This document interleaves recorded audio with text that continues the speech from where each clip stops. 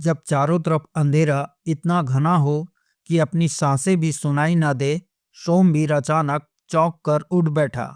उसका हृदय जोरों से धड़क रहा था, शरीर पसीने से तर था। कोई सपना नहीं था, उसके मन की गहराइयों में एक स्पष्ट दृश्य उभर रहा था। लाल वस्त्रों में एक अजनबी स्त्री एक प्राचीन हवेली के द्वार पर खड़ी, भय से चीखती हुई।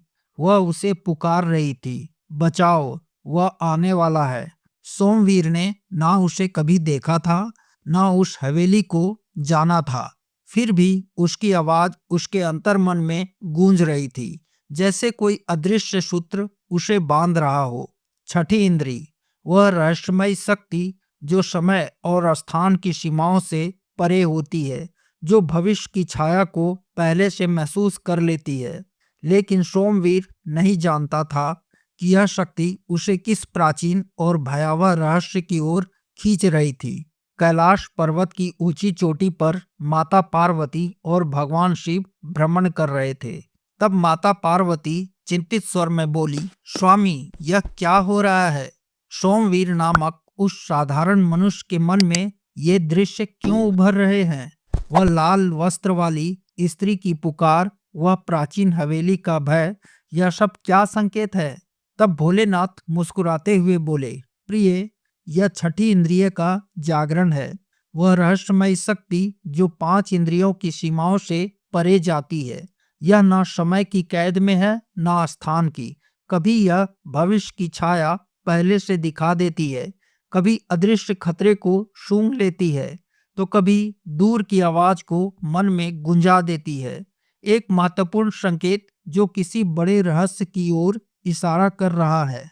माता पार्वती ने भौवें सिकुड़ते हुए कहा, तो फिर यह शक्ति सोमवीर को क्यों मिली और हवेली का रहस्य क्या है? तब भोलेनाथ ने गंभीर स्वर में उत्तर देना शुरू किया, प्रिय, छठी इंद्रिय का जागरण किसी साधारण मनुष्य में अचानक ही होता है, जब उसकी आत्मा किसी बड़े उद्देश्य या संकट से जुड़ जाती है। यह निश्चित समय पर नहीं आता, कभी पिछले जन्मों के कर्मों से, तो कभी दिव्य संकेत से, कभी ब्रह्मांड की रहस्यमय योजनाओं से। क्यों होता है? क्योंकि वह व्यक्ति चुना जाता है किसी महत्वपूर्ण कारण के लिए, शायद शायद किसी प्राचीन रहस्य को उजागर करने या अंधकार की शक्तियों से संघर्ष करने के लिए। तब माता पार्वती ने पूछा, क्या यह सभी में होता है? तब भोलेनाथ ने कहा, नहीं पार्वती, यह दुर्लभ है। केवल उसमें जागृत होती है जिनकी आत्मा शुद्ध और संवेदनशील होती है, जो 5 इंद्रियों की दुनिया से परे देखने की क्षमता रखते हैं। तो फिर इससे क्या लाभ है प्रभु? इससे व्यक्ति को भविष्य की झलक मिलती है, अदृश्य खतरे का आभास होता है, दूर की पुकार सुनाई देती है। यह उसे बचाती है, मार्गदर्शन करती है। लेकिन इसका नुकसान भी है, यह शक्ति बोझ बन जाती है, क्योंकि इसे कोई समझ नहीं पाता। निरंतर भयावह दृश्य, अकेलापन, यह व्यक्ति को पागलपन की कगार तक ले जा सकती है अगर वह इसे नियंत्रित ना कर सके। यह एक वरदान है, पर रहस्यमयी और खतरनाक भी है। तब माता पार्वती ने असमंजस भरे स्वर में कहा, स्वामी, मैं कुछ समझी नहीं। यह छठी इंद्री का जागरण इतना जटिल क्यों है? कृपया स्पष्ट कीजिए। महादेव ने गहन मुस्कान के साथ उत्तर दिया, प्रिय, इसे समझने के लिए एक प्राचीन कथा सुनाता हूँ। यह उस समय की बात है जब भारत में हिंदू राजाओं के किले खाली हो चुके थे। मुगलों ने हर जगह अपनी विजय पताका फहरा दी थी। प्राचीन मंदिर सुनसान पड़े थे, ना घंटी बजती, ना दीप जलता। लोग मंदिरों में जाना छोड़ चुके थे। कोई मुगलों के भय से डरता था, तो कोई अपने ही हिंदू देवताओं से क्रोधित था कि उन्होंने उनकी सहायता क्यों नहीं की। उस अंधेरे दिनों में जब आस्था डगमगा रही थी, एक साधारण गांव का युवक था जिसका नाम था सोमवीर। अचानक रातों में विचित्र दृश्य देखने लगा। उस युवक को रातों में बार बार एक ही दृश्य दिखाई देने लगा। वह खुद को किसी पुराने खंडहर हो चुके किले की ओर जाते हुए देखता था। रास्ते में एक विशाल पेड़ पर एक तोता बैठा रहता, जो उसे घूरता हुआ प्रतीत होता था। दूसरे दिन घर के सारे काम करते हुए भी अचानक वही दृश्य उभर आता। वह फिर किले की ओर जा रहा है, लेकिन इस बार किले की ऊंची दीवार से गोरैया का एक झुंड उड़कर उसके आने का स्वागत करता हुआ लगता था। कई दिनों तक यही सिलसिला चलता रहा। हर बार एक बात आम थी, वह सुनसान किले की ओर बढ़ रहा है, पर बाकी चीजें बदलते रहती। कभी पक्षी अलग, कभी हवा की दिशा अलग, कभी रास्ते का मोड़ अलग। इससे परेशान होकर यह सारी बात अपने माता पिता को बता दी। पिता ने हंसते हुए कहा, बेटा, किसी सुनसान जगह जाने के कारण कोई हवा बतास लग गया होगा। मैं तुम्हें किसी ओझा से झड़वा दूंगा, सब ठीक हो जाएगा। लेकिन उसकी माँ चिंतित हो गई। उसके मन में एक अजीब सा भय घर कर गया। झाड़ फूक करवाने के बाद भी सोमदेव को वही दृश्य बार बार दिखाई देने लगे। अब वह और अधिक परेशान हो गया। अंत में एक दिन उसने ठान लिया कि चाहे कुछ भी हो, वह उस किले में जाएगा और देखेगा कि यह रहस्य क्या है। एक रात जब सब सो रहे थे, वह चुपके से घर से निकला और सुबह 3 बजे, जब चारों ओर गहन शांति छाई हुई थी और अंधेरा अपने चरम पर था, वह किसी तरह उस खंडहर किले के अंदर प्रवेश कर गया। अंदर पहुंचते ही वह स्तब्ध रह गया।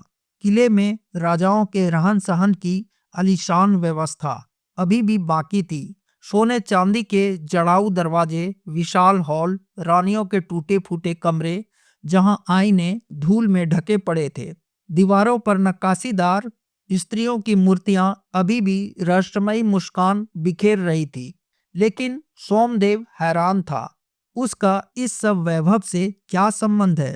वह तो एक साधारण गांव का लड़का है।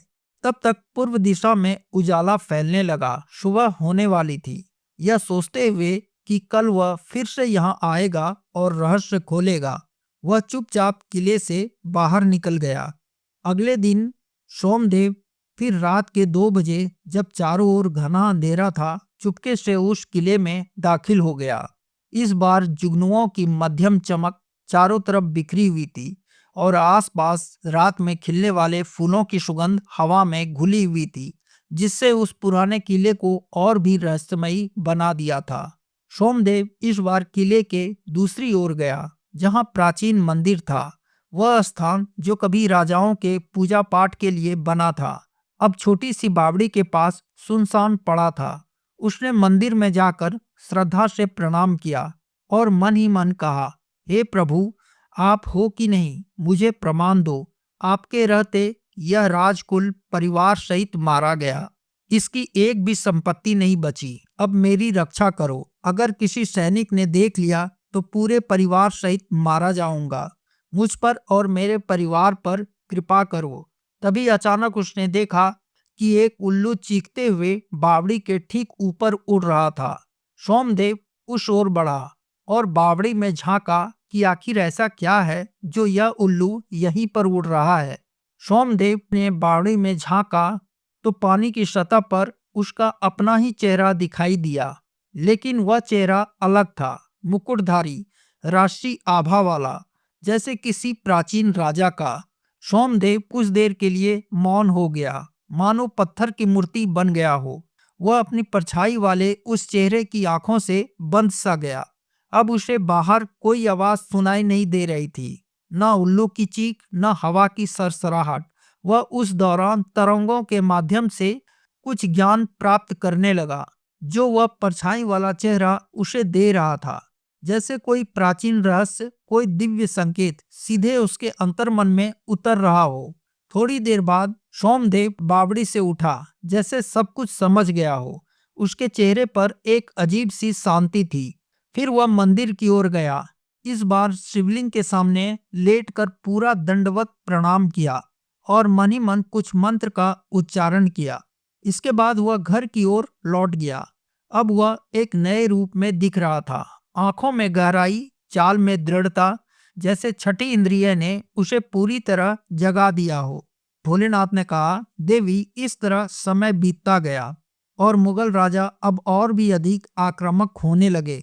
राज्यों के मंदिर अब मस्जिदों में बदलने लगे। प्राचीन देव मूर्तियां तोड़ी जाने लगी रीति रिवाज अब मुगलों के ही हावी होने लगे। नई पोशाकें, नए त्योहार, नई भाषा। जिस राज्य में जितनी कम हिंदुओं की बस्तियां बसती, उसका बादशाह उतना ही बड़ा और शक्तिशाली माना जाता। एक बार मुगल बादशाह ने अपने सर्वे में पाया कि अब भी कई राज्य में दूर दराज के गांव हैं जहां हिंदू रहते हैं। उनके पुराने रीति रिवाज, पूजा पद्धति अभी भी चल रहे हैं। यह सुनकर बादशाह क्रोधित हो उठा। उसने पूरे साम्राज्य में घोषणा करवा दी कि जो भी गांव या बस्ती हिंदुओं की बची हुई है, उसे अगले 3 महीनों में धर्म बदल कर रहना होगा। ऐसा करने वालों को राजकीय धन और सुरक्षा दी जाएगी, अन्यथा उसे राज्य छोड़कर जाना होगा। यह घोषणा जैसे आग की तरह फैल गई और हर हिंदू बस्ती में भय का माहौल छा गया। तब सोमदेव उन सारी हिंदू बस्तियों के लोगों को अपने झंडे तले इकट्ठा कराया। वह नए आत्मविश्वास से भरा था, आंखों में दिव्य प्रकाश। सबके सामने खड़े होकर बोला, आप सब चिंतित मत होइए। यह समय का चक्र है, कभी ऊपर तो कभी नीचे। हम दोबारा आएंगे और राज करेंगे, लेकिन अभी समय का सम्मान करना होगा। धैर्य रखिए, संघर्ष का नहीं बल्कि संरक्षण का समय है। आप सब हमारे साथ आइए। फिर सोमदेव सबको लेकर उसी प्राचीन किले में आ गया। किले के विशाल द्वार के सामने खड़े होकर उसने वह दिव्य मंत्र पढ़ा जो बावड़ी वाली परछाई ने उसे सिखाया था। जैसे ही मंत्र पूरा हुआ, एक चमकदार प्रकाश फैला। पूरा किला अदृश्य हो गया, मानो हवा में विलीन। उस दिन से वह स्थान कभी भी मुगलों के नजर में आया ही नहीं। उनके लिए तो वहां सिर्फ वीराना और खंडहर ही दिखता था, लेकिन अंदर किले और उसके चारों तरफ हिंदू बस्तियां बसाकर लोग अपने रीति रिवाजों, पूजा पाठ और संस्कृति के साथ कई 100 वर्षों तक आराम से रहे। मुगलों को कभी यह पता नहीं चला कि यहाँ हिंदू बस्तियां भी है। इस तरह ईश्वर ने सोमदेव के माध्यम से छठी इंद्रिय की शक्ति से कठिन समय में हिंदुओं की रक्षा की। तब माता पार्वती ने कहा, हे प्राणनाथ, आपने तो मुझे भावुक कर दिया। देखिए मेरी आंखों से कैसे खुशी के आंसू बह रहे हैं। आप सदियों से अपने भक्तों की रक्षा करते आ रहे हैं। आपका आभार कैसे प्रकट करूं, मैं समझ नहीं पा रही हूँ। तब भोलेनाथ ने कहा, बिना तुम्हारी शक्ति के मैं कुछ भी नहीं करता। ये प्रेरणा मुझे तुमसे ही मिलती है। फिर दोनों हंसते हुए लौट चले। तो बस आज के लिए इतना ही। आपको ये कहानी कैसी लगी कमेंट करें। वीडियो अगर पसंद आई तो एक लाइक करें और चैनल को सब्सक्राइब करें। मिलते हैं फिर एक नई वीडियो के साथ। तब तक के लिए जय हिंद, जय भारत।